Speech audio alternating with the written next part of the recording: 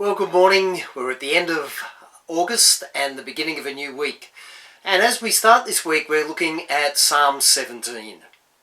It says, "Hear, O Lord, my righteous plea. Listen to my cry. Give ear to my prayer. It does not rise from deceitful lips. May my vindication come from you. May your eyes see what is right. Though you probe my heart and examine me at night, though you test me, you will find nothing. I have resolved with my mouth, I will not sin. As for the deeds of men, by the word of your lips I have kept myself from the ways of the violent. My steps have held to your paths, my feet have not slipped." This psalm was probably written when David was in exile, running from Saul, who was trying to kill him. The psalm begins and ends with righteousness, because David wants God to examine him and vindicate him before his enemies. He saw God as a righteous judge who would give him a fair trial. King Saul and his leaders believed and circulated all sorts of lies about David, but the Lord and David both knew the truth. David asked God to hear his plea, examine my life and declare his integrity by giving him victory over the forces of Saul. Then everybody would know that God was with David, the man he had chosen to be Israel's king. God knew David's prayer was sincere and that David, though not sinless, was seriously seeking after God. He was a man of integrity, whose cause was a righteous one. And during those years of exile, God had proved David's heart, examined him, and tested him the way that gold and silver are tested and refined in the crucible. No matter what Saul and his men had said about him, David was able to affirm to the Lord that he had not spoken evil of the king.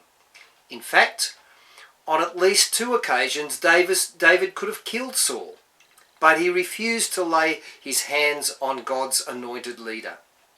Saul would have killed David, but David obeyed the word of the Lord and kept himself from violence. Though he was a fugitive in the wilderness, David walked in God's ways. He says in verse 6, "I call on you, O God, for you will answer me. Give ear to me and hear my prayer. Show your right hand to those who take refuge in you from their foes." David was a great military tactician and a soldier, but despite those skills, he needed the Lord's help. You might have some great resources and abilities, but in the end, you have to rely on God.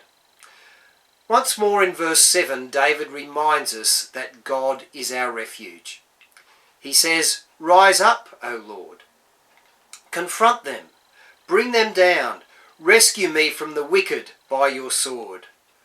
O Lord, by your hand save me from such men, from men of this world whose reward is in this life.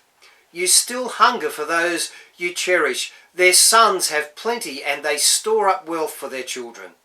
In verse 15, "And I, in righteousness, I will see your face. When I awake, I will be satisfied with seeing your likeness."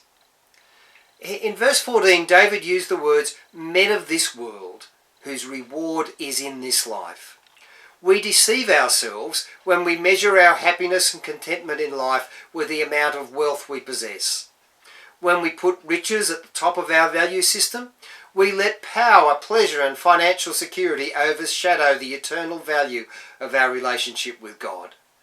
We think we will be happy or content when we get riches, only to discover that they don't really satisfy and the pleasure fades away.